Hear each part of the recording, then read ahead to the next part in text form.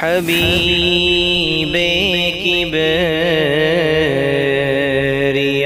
تم ہو۔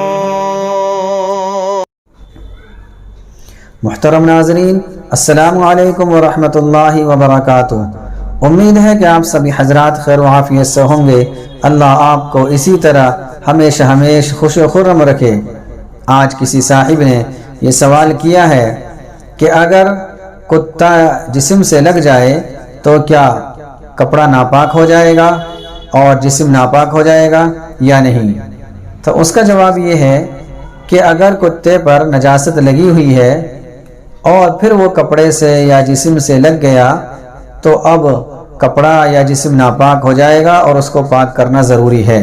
لیکن اگر کتے پر کوئی نجاست نہیں لگی ہوئی ہے، کتا سوکھا ہے یا گیلا بھی ہے لیکن نجاست نہیں ہے، تب کتے کے لگنے سے جسم یا کپڑا ناپاک نہیں ہوگا۔ البتہ اگر کتے کا لعاب یعنی تھوک لگ جائے تو جہاں لگے گا وہ حصہ ناپاک ہو جائے گا، اس کو پاک کرنا ضروری ہے۔ اگر کسی کو کوئی سوال کرنا ہو تو وہ کمنٹ باکس میں تحریر کر دیں، انشاءاللہ اس کا جواب بہت جلد دیا جائے گا۔ السلام علیکم ورحمۃ اللہ وبرکاتہ۔ حبیب کبریا تم